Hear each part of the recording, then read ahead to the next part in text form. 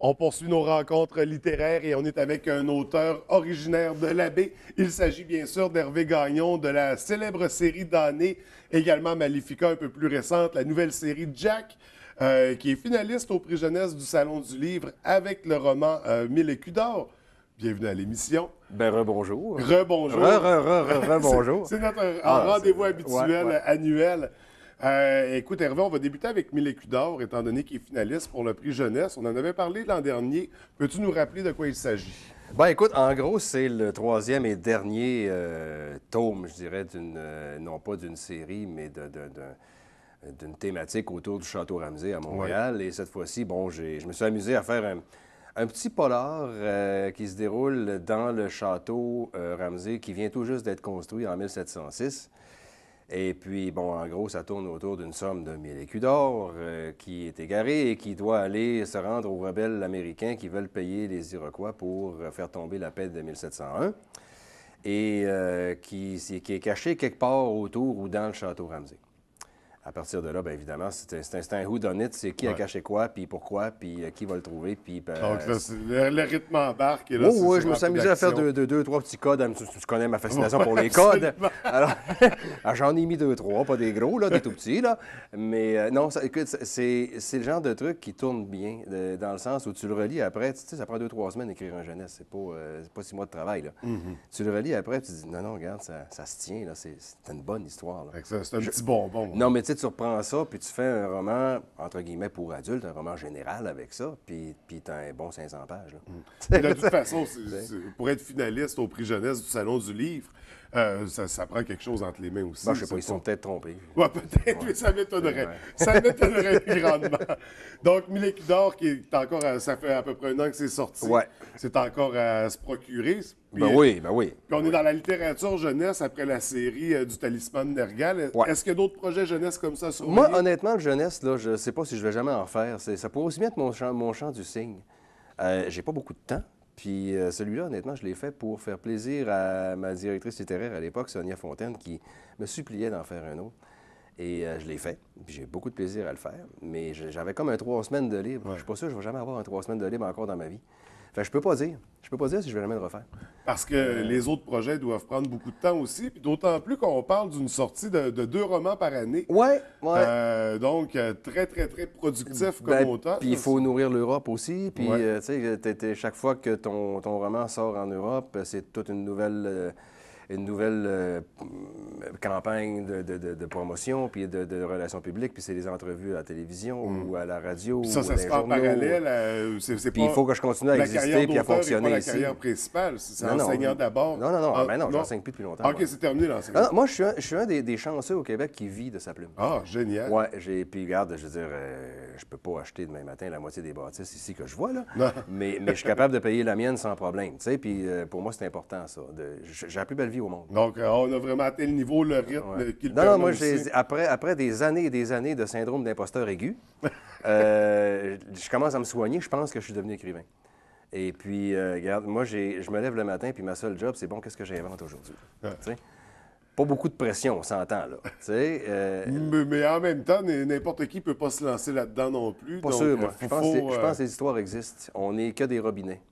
Okay. Je pense puis je ne sais pas si mes collègues sont d'accord avec moi là-dessus, il aurait fallu leur demander, tabarouette. Bon, ça aurait été une quatrième question. Mais je pense honnêtement moi, que les histoires sont déjà faites quelque part. Je ne suis pas sûr qu'on les invente tant que ça. Parce que... On est des récepteurs. Tu demanderas à Isabelle qui passe après moi, puis elle te dira si elle est d'accord, mais... Oui, je vais lui poser la question. Tu peux arrêter en plein milieu de ta phrase, puis dire « je continue demain », puis quand tu continues demain, tu continues ta phrase comme si rien s'était passé. Je ne suis pas certain, moi, qu'on a tant de mérite que ça. Je suis pas sûr que tout le monde n'est pas capable d'écrire. Ce qui manque, c'est les outils, les mots. Mais tout le monde n'a pas le courage de s'y lancer. Donc, ça, c'est tout à votre honneur d'avoir l'initiative de le faire. Faut-il du courage pour écrire? Ben... on pourrait ergoter longtemps. Non, moi, j'essaie de montrer que... Il en faut davantage pour être flic à Montréal ou astronaute, on s'entend. Oui, absolument. Donc, et là, le dernier bébé, la nouvelle série. Ça, il faut du courage. Là, on tombe dans un univers, une histoire que je pense que tout le monde connaît, mais qu'on réexplore sous un autre angle. En fait, c'est le principe en général de vos romans. C'est la série Jack. Pour Jack l'Éventreur. Ouais. En fait, c'est pas une série. Hein. Jack, c'est un tome qui se tient tout seul, qui est terminé. La série, dans le fond, si on peut appeler ça comme ça, c'est que je vais m'amuser à faire quelques enquêtes de Joseph Laflamme, qui est journaliste à Montréal dans les années 1890, qui travaille pour le journal Le Canadien, qui est la propriété d'Israël Tarte, qui est un libéral devenu conservateur, puis qui a causé la chute du gouvernement de John A. Macdonald et blablabla. Bon.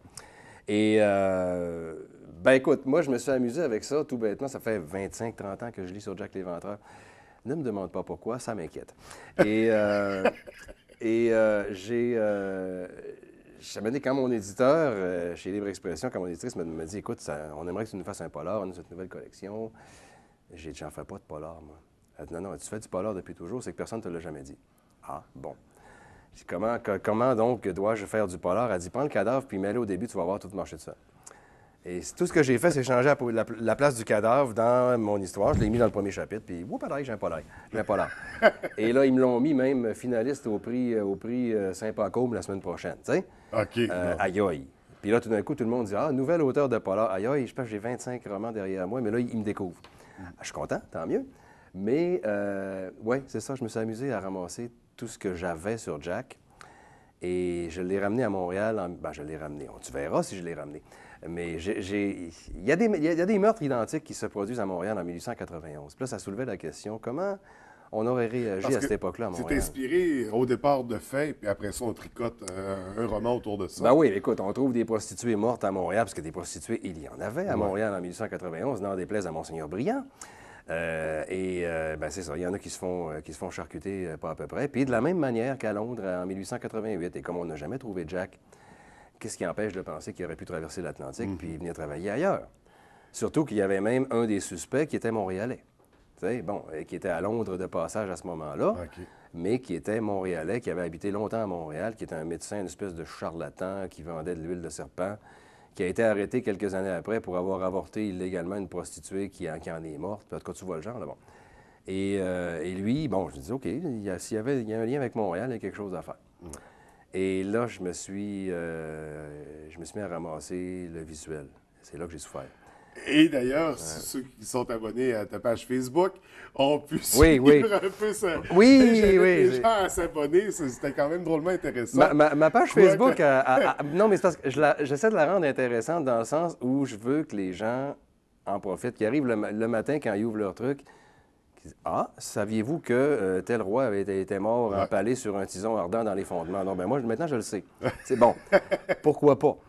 Moi, je propose de lire ça après le dîner. Il y a des gens qui se plaignent que je fais ça tôt le matin. Mais il reste que Jack, oui, effectivement, j'ai entre autres publié sur ma page Facebook toutes les photos des cadavres de ses victimes que j'ai été ramasser dans les archives de Scotland Yard parce que c'est accessible maintenant, c'est en ligne. Et j'ai pas de mérite, là, n'importe qui peut le faire, mais bon, moi, je l'ai fait. Et d'ailleurs, je m'en vais à midi aujourd'hui, je suis au Cégep de Saint-Félicien, avec le même dossier d'images pour expliquer comment on démarre un roman. J'ai rencontre qui va être assez... j'ai cœur sensible s'abstenir. Oui. Je disais, il l'a ouvert comme ça, ensuite il l'a ouvert comme ça, jusque-là, il y a des... c'est pas évident, tu sais. Mais c'est ça, c'est la réalité, tu sais. Je dis, j'en invente pas. Et comme il était à Montréal, j'ai dit, il faut qu'il tue de la même manière. Et là, derrière les meurtres, il y a toute la filière maçonnique, orangiste, tout ça. On a soupçonné tout le monde, puis son contraire, puis sa mère aussi. Fait qu'il y a toujours un peu le principe des organisations secrètes qui revient. On voit ça dans Damné, on voit ça dans... Écoute, il n'y a rien de secret ni dans l'un ni dans l'autre. Tu viens de voir les orangistes faire une grosse parade en Écosse. Ils sont pas très secrets. Je veux dire, les francs-maçons donnent 3 millions de dollars par année aux œuvres de charité, rien qu'au Québec. Ils ne doivent pas être secrets que ça non plus. Mais bon, il y a plein de conspirationnistes qui voudraient bien que ce le soit. Alors, ça leur fait plaisir.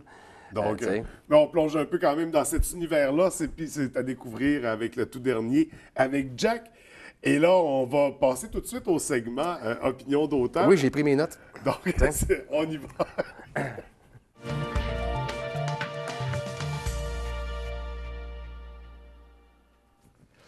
On débute, Hervé, avec le livre qui a changé ta vie. On peut-tu dire les? Les livres, la série. OK. Non, mais c'est pas... Regarde, je vais te les nommer en rafale, en t'expliquant très, très vite pourquoi. Je sais qu'on est serré dans le temps. En 4e année, j'ai lu Spartacus d'Arthur Koestler. Non, je sais, ça n'a aucun bon sens. C'est ce que ma maîtresse d'école, Claire Nadeau, disait aussi à l'époque. J'avais fait une crise noire dans la petite bibliothèque de l'École Sainte-Cécile, qui est maintenant un stationnement pour la Fabuleuse. Et j'avais tellement fait une crise qu'elle m'avait dit, OK, lis-le, mais je veux que tu me le résumes. Et je l'avais lu, j'avais adoré ça, puis je voulais le lire parce qu'il y avait un gladiateur sur la page couverture. Et je ne suis pas sûr que j'avais tout compris, mais j'avais assez compris pour le résumer, puis elle m'avait dit, OK, tu peux lire ce que tu veux maintenant. Et c'est ce que j'ai fait à partir de là. Ouais. Ça, c'était mon premier. Passe-muraille de Marcel Aimé, un autre genre, hein? Parce qu'en secondaire 5, mon prof de français, Louis-Marie Savard, qui était un prof de génie, quand on avait le cours du vendredi, le dernier cours du vendredi, nous interdisait de sortir quoi que ce soit sur le bureau. Il laissait les lumières éteintes, on s'assoyait et on l'écoutait nous lire un livre. Et il y avait une voix de FM extraordinaire. Et M. Savard m'a fait aimer la lecture, me fait aimer, me fait découvrir le plaisir de lire. La façon dont il rendait ces ouvrages-là, tu voulais entendre ça dans ta tête quand tu lisais. Mm-hmm. Et je le lui ai dit d'ailleurs, quand j'ai eu mon premier prix littéraire, je l'ai appelé, j'ai réussi à le retrouver pour lui dire « Je vais avoir un prix littéraire », parce qu'il m'avait dit qu'un jour j'allais écrire en secondaire 5, puis je ne l'avais pas cru. Et 25 ans après, j'ai dit « Vous aviez peut-être raison. » Il dit « Je sais, j'ai tous tes livres, j'attendais que tu me dises que j'avais raison. » C'est peut-être la personne qui a marqué ton parcours à ce moment-là? Je dirais que c'est peut-être le premier, il l'a vu bien avant moi. Puis ça m'a toujours frappé. Mm-hmm. C'était-tu écrit dans mon front? Je sais pas, mais il me dit, toi, ce que tu aimais, c'était le geste d'écrire. Peu importe ce qu'on te demandait d'écrire, tu t'en fichais. Puis quelque part, c'est vrai. Les Rois maudits de Maurice Druon, pour des raisons évidentes, regarde, je fais pas du roman historique pour rien. Ouais. Le Dieu fleuve de Wilbur Smith, parce que j'ai appris comment tuer mes méchants. Wilbur tue ses méchants comme personne. Hein, je veux dire, il n'y a rien de plus c'est jouissif. Wilbur les fait durer jusqu'à la fin, puis quand il les trucide, c'est pas à peu près. Et finalement, je viens de lire ça tout récemment, et je trouve que ça, pour moi, en tout cas, ça a comme renouvelé le polar. C'est La vérité sur l'affaire Harry Kébert de Joël Dicker que j'ai trouvé génial, absolument génial, et que je vais d'ailleurs relire là, dans pas longtemps parce que j'en ai manqué des subtilités, je suis certain. Donc, des romans à découvrir. Bien, je pense que les romans qui nous marquent périodiquement. Ouais. Tu as le roman de tes 10 ans, tu as le roman de tes 20 ans, tu as le roman de tes 30 ans, tes 40 ans, tes 50 ans. Je suis rendu là, tu sais. Donc, un par décennie. Oui, puis quelque part, c'est pas tant la qualité du roman est importante, mais il y a des romans de qualité qui ne te marqueront pas parce que les circonstances ont un rôle à jouer là-dedans aussi. Là. Il y a des moments où tu es prêt à lire ce roman-là précisément et le hasard fait qu'il te tombe des mains. Mm-hmm. Et là, il te marque. Le mois d'avant ou 6 mois après, il t'aurait peut-être pas marqué. Ouais. C'est pas un jugement de valeur sur le livre, c'est ça. Oui, absolument. Mais moi, dans mes timings à moi, ça a été ceux-là. On va y aller tout de suite avec la seconde question. On passe de plus en plus du livre papier au livre numérique. Quelle est votre position? Je m'en fiche. Voilà. Écoute, honnêtement, là, regarde-moi que les gens lisent sur un écran ou qu'ils lisent sur du papier, qu'ils lisent. C'est ça la clé, c'est le mot lire. Pour le reste, écoute, le numérique est un foutu fatras de problèmes. Il faut se dire les vraies affaires. Pour les auteurs, oui, on fait des redevances plus élevées sur les copies numériques que sur les copies papier, essentiellement parce que l'éditeur n'a pas à récupérer des dépenses qu'il n'a pas consenti pour l'imprimer puis le distribuer puis tout ça. Mais au-delà de ça, écoute, tu fais ton ego trip sur Google puis tu tapes ton nom, là. Puis tu vois tous les sites où on donne gratuitement tes livres, en PDF, en EPUB, en quoi que ce soit. Ils ont beau dire que les copies sont barrées, il y a toujours des petits plus fins que toi qui vont en débarrer. Puis malheureusement, les éditeurs semblent complètement impuissants devant ça. On répond aux auteurs, « Ah oui, on a formé un comité pour étudier la question. » OK, on a formé un comité pour étudier la question. En politique, ça s'appelle rien faire. Tu sais, puis oui, tu te donnes l'impression de faire quelque chose parce que tu fais des comités. Mais la vraie job se fait pas. Puis pendant, moi, j'ai toujours dit, c'est pas compliqué. Vous voulez que ça arrête? Engagez un petit hacker avec de l'acné qui a 16 ans puis qui boit du coke, qui mange des chips dans le sous-sol de ses parents toute la journée, là, devant un écran. Puis faites sauter les sites un par un, tu vas voir, ce sera pas long. Mais non, ça a l'air que c'est pas légal. Fait que si tu veux. Fait qu'en attendant, on se fait manger nos livres gratuitement, puis les ventes de papier diminuent. Donc, ça ouvre la porte au Alors, moi, je suis bien content que les gens lisent, mais il faudrait aussi qu'on pense cette industrie-là de manière plus sérieuse, parce qu'on s'est garroché là-dedans, la tête la première, parce qu'il fallait répondre à un besoin, puis on ne voulait pas se faire dépasser par ceux qui y répondaient. Mais personne ne s'est demandé, oui, mais le livre, il va où? T'sais? On va devoir y aller tout de suite avec la dernière et on va y aller rapidement. Lequel de tes romans ou laquelle de tes séries mériterait d'être au grand écran? Dans le milieu du cinéma, l'auteur propose et le producteur dispose. Hein. C'est pas nous qui décidons comme le hasard qui fait qu'à un moment donné, un de tes livres tombe entre les mains du bon producteur. Mais dans le meilleur des mondes. Moi, je te dirais que si j'avais le choix, je peux pas m'imaginer que Jack serait pas un méchant de bon film. Écoute, c'est un musée Eden sur les stéroïdes, là. Tu sais, on s'entend. Et dans le même contexte, je te dirais que Vengeance, qui se passe à peu près à la même époque à Montréal, pourrait aussi faire je pense un pas mal bon film d'action. Parce qu'il ne faut pas perdre de vue que je fais pas des romans historiques, je fais des thrillers historiques. Ouais. Tu sais, ou des polars historiques. On me dit que je fais du polar. Alors, dans ce contexte-là, regarde, l'époque n'est pas très importante. L'époque est un décor. C'est un contexte dans lequel on déploie un thriller ou un polar. Alors, regarde, le vieux Montréal, il est là. La rue Saint-Paul est exactement comme elle était à l'époque. Tu n'as rien qu'à enlever un peu d'électricité, puis le tour est joué. Me semble que ce ne serait pas si coûteux que ça. Alors, producteur, si vous êtes à l'écoute. Oui. Tu sais. L'appel est lancé. Ouais. Il ne reste plus qu'à attendre que quelqu'un la reçoive, comme pour l'écriture. Regarde, je vais fournir l'écran vert. Tu sais, Donc, c'était les 3 questions d'opinion d'auteur. Salon du livre toute la fin de semaine. Les gens peuvent aller te rencontrer pour l'occasion. Il y a toujours la page Facebook sur laquelle on peut suivre ton blog, je dirais, les Saviez-vous que? C'est presque ça. Hein. J'ai mes petites chroniques, des Saviez-vous que, des petits plaisirs d'écriture, des petits déplaisirs d'écriture. Tu sais. Mais c'est une joie de le lire, de le suivre. J'invite les gens à s'abonner. Hervé, je te souhaite une très belle fin de semaine au Salon du Livre. Je te remercie à nouveau pour ton passage. On se prend déjà rendez-vous pour septembre prochain. C'est un plaisir, comme toujours. Stand 45 toute la fin de semaine. Bon, ben génial. Merci beaucoup. Bonne fin de semaine.